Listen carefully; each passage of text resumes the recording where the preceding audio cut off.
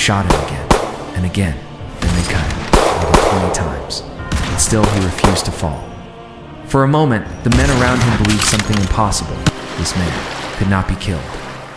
His name was Edward Teach, but the world would remember him as something far worse: Blackbeard. Chapter 1. The Age of Monsters.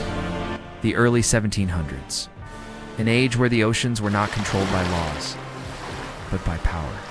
Empires like Britain, Spain, and France fought endless wars across continents. But between those wars, something else was growing, something darker. This was the Golden Age of Piracy.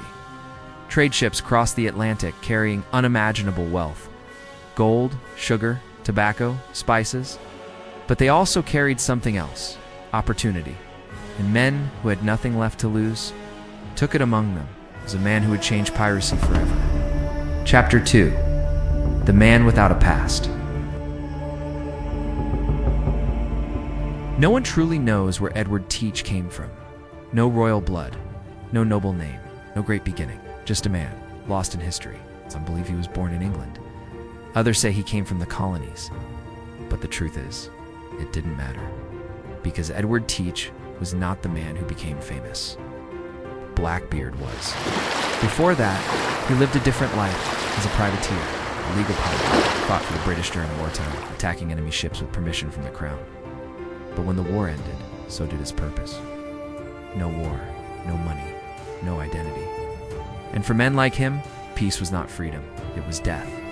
So he returned to the only place that still made sense: the sea. Chapter 3. The Birth of Blackbeard. At some point, Edward Teach made a decision. He would no longer survive the world, he would control it. He captured a French slave ship, a large, powerful vessel, and he transformed it into a weapon. 40 guns, a reinforced hull, a crew loyal not by law, but by fear and opportunity.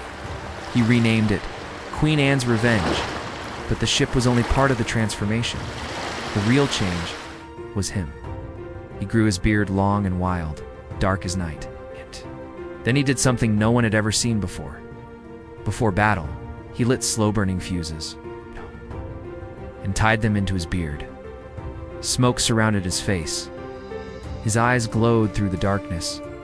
And when enemy ships saw him standing there, they didn't see a man, they saw a demon. Chapter 4. The most dangerous weapon is fear.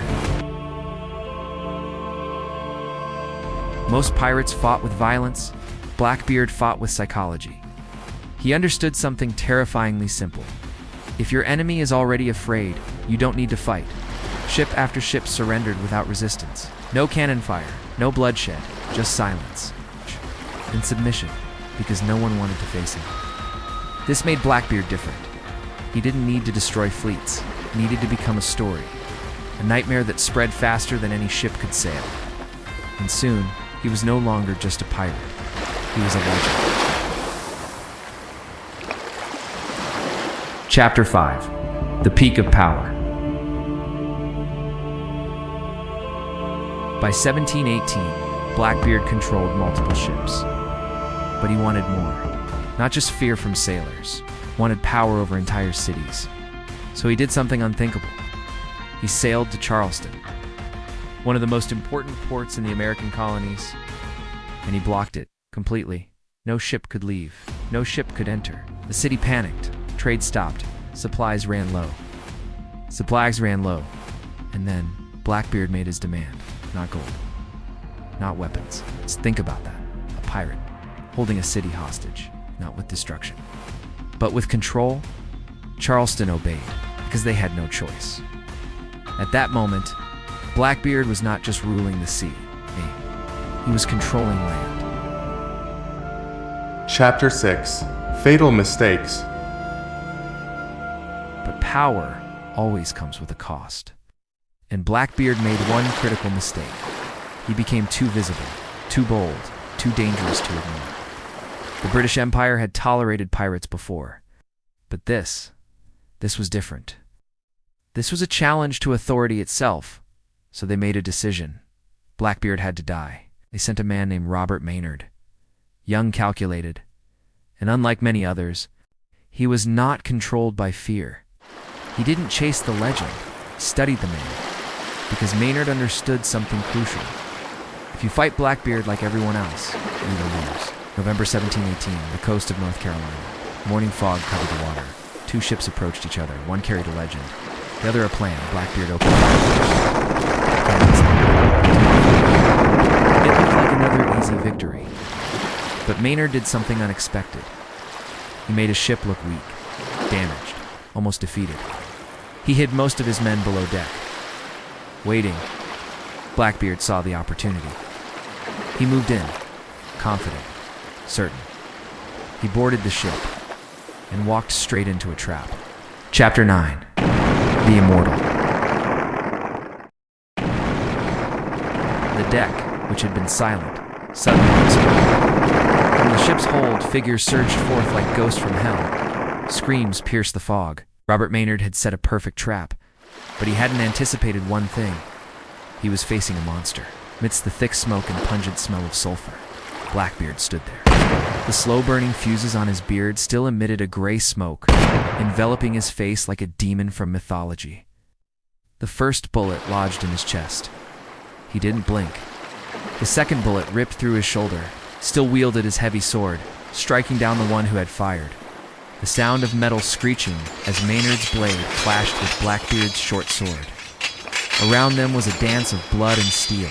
Maynard gazed into Teach's eyes and saw only a chilling emptiness. No fear, no pain. Only the iron will of a man who had refused death. He was surrounded. Swords pierced his back, his hips. Crimson blood stained his long coat. But each time a soldier recoiled in terror, Blackbeard roared, charging forward with an inhuman strength. He didn't fight like a man. He fought like an entity nourished by his own wounds. 5 bullets. More than 20 deep gashes. Only when his body was completely drained of blood, when the last muscle fibers were torn apart by cold steel, did the giant begin to collapse. Blackbeard fell, but he fell like a crumbling statue, heavy, slow, and haunting. The world fell into a profound silence. The sound of waves crashing against the ship's hull was clearly audible. The British soldiers stood motionless, their breaths ragged, their hands still trembling as they clutched their blood-stained swords. They felt no victory. They felt terror, because they had just realized, to kill a legend, they had to destroy something that did not belong to this world. Chapter 10. Death is not the end. Maynard cut off his head, hung it from his ship. A message, a warning, a victory. But something unexpected happened. The story didn't end. It spread, because you can kill a man, but you cannot kill an idea. And Blackbeard was never just a man, he was fear. Conclusion, a turning point. Blackbeard didn't become powerful because he was the strongest. He became powerful because he understood people. He knew what they feared. And he turned that fear into control. That was his turning point. And maybe that is the real reason his story still survives today. Not because of what he did, but because of what he made the world feel. If you want to understand how fear can control entire nations, how legends are created, and how ordinary men become monsters, subscribe to The Turning Point, because the next story will show you something even darker.